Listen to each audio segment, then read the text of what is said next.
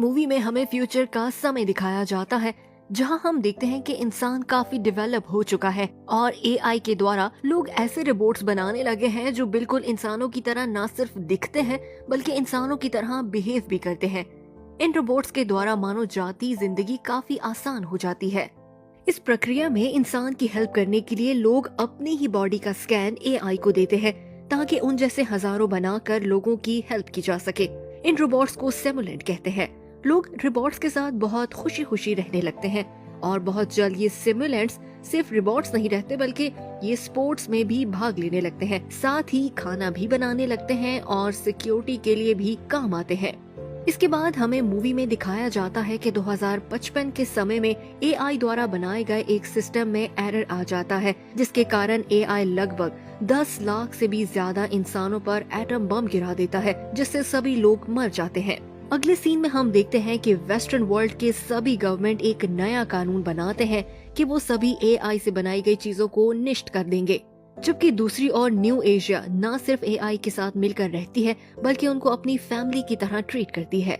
इस समय की सबसे बड़ी पावर यानी United state of America new Asia में एआई से बने रोबोट्स और सिस्टम को मार गिराने के लिए बार बार मिशन भेजते रहते हैं और उनको काफी ज्यादा नुकसान पहुंचाते हैं। और इस समय में उनका सबसे बड़ा आविष्कार स्पेस में बनाया गया एक सिस्टम होता है जिसे नोमैड कहते हैं, जो धरती को स्कैन करने की शक्ति रखता है, जिसमें वो रोबोट्स को ढूंढ निकालता है और उन पर मिसाइल गिराकर उन्हें नष्ट करता है। यूएस आर्मी न्यू एशिया में सिमुलेंट्स का एक और निर्माता ढूंढने की कोशिश कर रहे होते हैं, जिसने एक ऐसा वेपन बना दिया है जो उनके नोमैड सिस्टम को नष्ट और कंट्रोल करने की ताकत रखता है।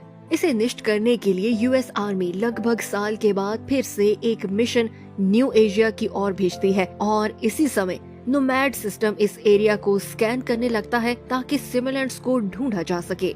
अगले सीन में हम जॉशुआ और उसकी पत्नी माया को देखते हैं। माया प्रेग्नेंट होती है और उसकी गर्दन पर एक खास किस्म का टैटू भी बना होता है। तभी माया को बाहर से अजीब सी आवाज सुनाई देती है। जोशुआ अपना रोबोटिक बाजू पहनकर बाहर की ओर निकलता है और अपनी रोबोटिक दोस्तों से उसके बारे में पूछने लगता है।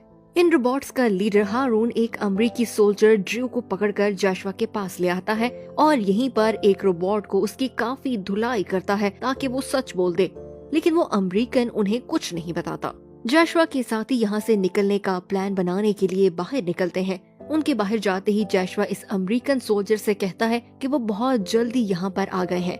तो दोस्तों यहाँ हमें पता चलता है कि जोशुआ भी अमेरिकन सोल्जर होता है और अंडरकवर रहकर निर्माता को ढूंढने की कोशिश कर रहा होता है।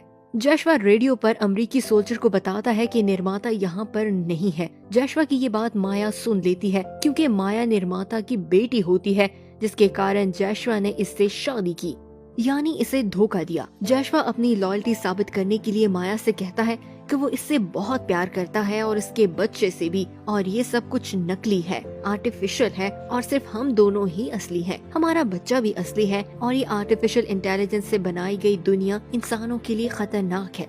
माया जोशुआ को शूट करने लगती है। तभी सोल्जर्स वहाँ आ जाते हैं और जोशुआ को घर से निकालने लगते हैं। माया भागकर सिमुलेंट्स के पास चली जाती है और बोट पर बैठकर वहाँ से दूर जाने लगती है, लेकिन तब तक बहुत देर हो चुकी होती है और नोमैड सिस्टम से एक मिसाइल लॉन्च होता है, जिसके कारण सभी लोग मर जाते हैं। इसके बाद मूवी में हमें 5 साल बाद का समय दिखाया जाता है, जहां हम जोशुआ को एक हॉस्पिटल में देखते हैं। उस विस्फोट के कारण जोशुआ के दिमाग पर चोट आती है, जिसके लिए वो काफी ज्यादा मेडिसिन लेता है और चेकअप भी करवाता है। डॉक्टर्स इससे सवाल करते हैं ताकि इसके दिन के बारे में जान सके और मशीन्स उन्हें ये बताती हैं कि जोशुआ सच बोल रहा है। उसके बाद हम देखते हैं कि जोशुआ उस समय में ग्राउंड जीरो यानी जहां पर एटम बॉम्ब गिरा था वहां क्लीनिंग के लिए काम करता है और अपनी टीम मेंबर्स के साथ एक रोबोट को ऑन करता है। रोबोट के ऑन होते ही वो काफी घबराई हुई बातें करने लगता है, जिसे सुनकर एक टीम मेट काफी ज्यादा घबरा जाती है क्योंकि उसे सब कुछ बहुत रियल लगता है। जोशुआ इस बोर्ड के कनेक्शन को काट कर अपनी टीम मेट को नॉर्मल करने की कोशिश करता है और उसे बताता है कि ये सब कुछ आर्टिफिशियल है। इसके बाद इन रोबोट्स को इकट्ठा करके नष्ट कर दिया जाता है। फिर हम जोशुआ को माया की यादों में खोया हुआ देखते हैं कि कैसे माया ने उसका बाजू बनाने में मदद की। उसके बाद जोशुआ स्विम करने के लिए पूल में कूदता है। जैसे ही बाहर निकलता है तो देखता है कि उसके घर में जनरल एंड्रू और कर्नल हॉवल खड़े हैं।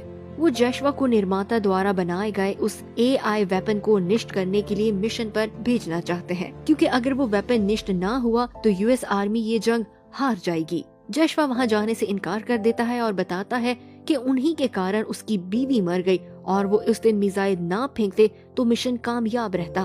तभी कर्नल हॉवल जैशवा को उसकी पत्नी का होलोग्राम दिखाते हैं जो न्यू एशिया में इस वेपन को डिजाइन कर रही होती है। ये देखते ही जैशवा मिशन के लिए एग्री हो जाता है और जैशवा अपनी टीम के साथ रात के समय न्यू एशिया में इंटर हो जाता है। जैशवा के साथी सोल्जर्स गांव वालों को इंटेरोगेट करने लगते हैं। जैशवा का साथी मैकब्राइड एक छोटी बच्ची को धमकाने लगता है कि वो इसके कुत्ते को शूट कर देगा। वो नन्ही लड़की डर कर इन्हें अंडरग्राउंड रास्ते की तरफ इशारा करके उन्हें लैब तक जाने का रास्ता बता बैठती है। जैशवा जैसे ही मूर्ति को घुमाता है और लैब का रास्ता ओपन हो जाता है। सभी लोग इसमें एंटर हो जाते हैं और एंटर होते ही लैब के लोगों तक पहुंचकर उनकी जान ले लेते हैं। उसके बाद ये सोल्जर्स वैज्ञानिकों को मारने लगते हैं। तभी वो एक बुलेट प्रूफ दरवाजे को बंद करके उसके पीछे सिक्योर हो जाते हैं। उन्हें पता चलता है कि ये डोर सिर्फ फेस स्कैन के द्वारा ही खुल सकता है। तभी एक सोल्जर मरे हुए साइंटिस्ट का फेस उतारकर स्कैन करके डोर खोलने का आइडिया देता है। दूसरी ओर ब्रैड सभी लोगों को बताती है कि पुलिस ने इसका घेराव कर लिया है।